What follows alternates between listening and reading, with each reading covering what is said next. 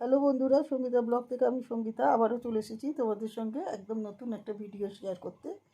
আশা করি তোমাদের নিশ্চয়ই ভালো লাগবে। একটু স্কিপ না করে পুরো ভিডিওটা দেখার অনুরোধ রইল। তোমরা থাম্বনেল দেখে নিশ্চয়ই বুঝে গেছো এতক্ষণে যে আজকে, হ্যাঁ ঠিকই ধরেছো, আজকে আমার জন্মদিন। সেই জন্মদিনে আমি সারাদিনে কি করলাম, কি উপহার পেলাম, কি কি রান্না করলাম, এই সব কিছুই তোমাদের সঙ্গে শেয়ার করব।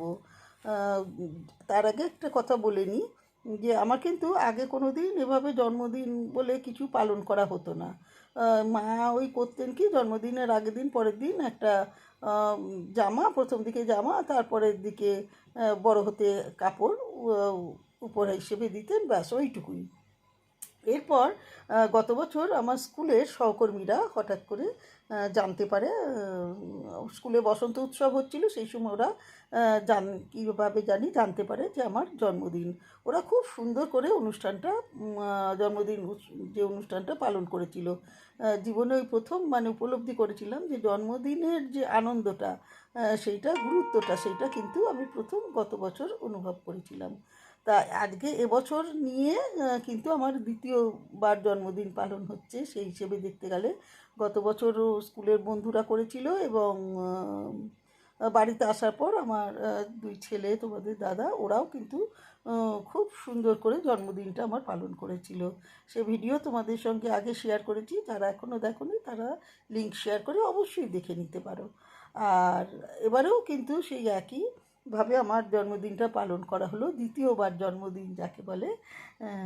সেই জন্মদিন খুব ঘটা করেই হলো। সকাল থেকে আমি কি কি রান্না, তোমরা একটু স্কিপ না করে আমার সাথে থাকো, দেখতে থাকো যে আমি জন্মদিনে কি কি রান্না করলাম, কি উপহার পেলাম, কিভাবে আমার দিনটা কাটলো, আজকে সকাল থেকে সন্ধে অবধি কীভাবে কাটলো পুরোটা কিন্তু তোমরা একটু স্কিপ না করে দেখো। এবং ভালো লাগলে অবশ্যই লাইক শেয়ার কমেন্ট করো এবং সাবস্ক্রাইব করতে একদম ভুলো না। তাহলে সাথে থাকো, পাশে থাকো, দেখতে থাকো। তাহলে চলো তোমাদের দেখাই সকালে আমি কি কি রান্না করেছিলাম। এখানে দেখো, পায়েস জন্মদিনে, তার আগে বলি জন্মদিনের যেটা প্রধান পায়েস, সেই পায়েসটা কিন্তু আমি করিনি, কেননা মার কথাকে সম্মান রেখে, মায়ের কথা মেনে, মা বলেছেন যে মেয়েদের কোনো দিন জন্মদিন হয় না বা জন্মদিন করতে নেই, সেই হিসেবে কিন্তু আর জন্মদিন মানেই পায়েস, সেই পায়েসটা আমি বাদ দিয়েছি। এছাড়াও পায়েস বাদ দিয়ে, তো যদিও তোমাদের দাদা বলেছিলেন পায়েসের কথা, কিন্তু আমি পায়েসটা করিনি, একটা মনে খুঁতখুঁতি থেকে যায় সেই জন্য। আর এছাড়া করেছিলাম, এই দেখো পুঁই শাক চচ্চড়ি করেছি। ছোটো ছেলে মটন খায় না, তা সেই জন্য চিকেনও হয়েছিল, মটনও হয়েছিল, দুটোই হয়েছিল। এর সঙ্গে বিউলির ডাল হয়েছিল, তারপর নিম বেগুন ভাজা হয়েছিল, যেগুলো আমি ভালোবাসি সেই সব কিছু আমি রান্না করেছিলাম। এছাড়াই দেখো মটনও হয়েছে, তোমাদের দেখাই।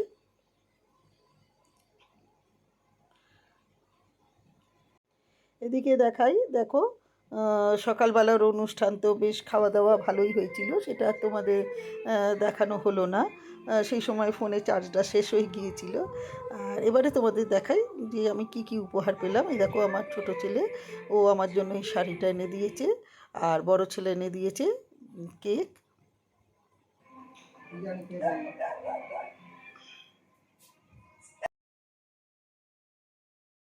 এখন সরাসরি চলে যায় কেক কাটার অনুষ্ঠানে।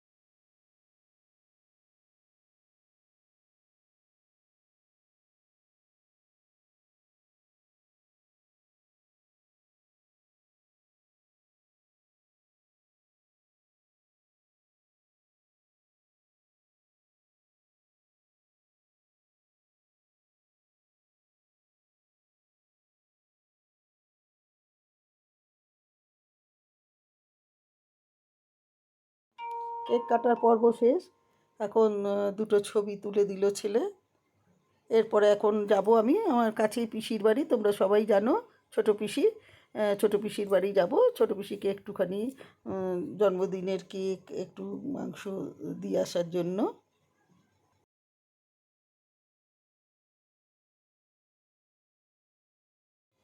এখন বেরিয়ে পড়েছি বড় ছেলেকে নিয়ে আমার পিসির বাড়ির উদ্দেশ্যে।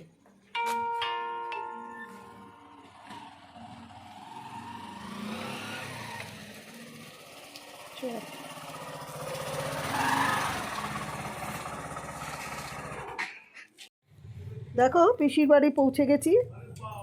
এখন তোমাদের নিয়ে যাব বাড়ির ভেতরে, দেখাবো আমার পিসির নতুন রান্নাঘর হয়েছে, রান্নাঘরটা ভীষণ সুন্দর করে সাজিয়েছে ভাই, তোমাদের সেটা দেখাবো।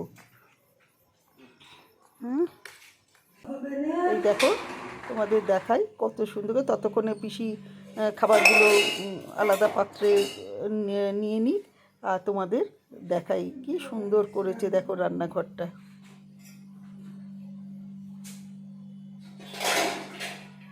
এরপর পিসিকে প্রণাম জানালাম, আমার পিসেমশাইকে প্রণাম জানালাম। পিসেমশাই আমার ভীষণ প্রিয় মানুষ ছিলেন, তিনি যেখানেই থাকুক তিনি আজকে নিশ্চয়ই আমাকে আশীর্বাদ করছেন। এরপরে দেখো আমরা ফিরে এলাম এবার বাড়ির পথে। এখন আমরা বাড়ি ফিরছি, ছেলেরা রাতে চাউমিন খাবে বলেছে, ওদের চিকেন আছে, তাই একটু চাউমিন কিনে নিয়ে বাড়ি পৌঁছে যাব। ওরা দু ভাই রাতে চাউমিন আর চিকেন খাবে বলে দেখো চাউমিন কিনে নিয়ে এখন বাড়ি ফিরছি। আর বাড়ি গিয়ে ওরা দু ভাই খাবে চিকেন আর চাউমিন, আর আমি আর তোমাদের দাদা ভাত। আমার ভাত ছাড়া যেন আমার অন্য কোনো কিছুই ভালো লাগে না। ঠিক আছে, তাহলে তোমাদের কেমন লাগলো আমার আজকের এই ভিডিওটা? আশা করি নিশ্চয়ই ভালো লেগেছে। আর ভালো লাগলে কি করতে হবে, অনেক অনেক লাইক শেয়ার কমেন্ট করে সাবস্ক্রাইব করে আমার সাথে থাকতে হবে, পাশে থাকতে হবে। তোমাদের সবাইকে অনেক ধন্যবাদ আমার সাথে থাকার জন্য।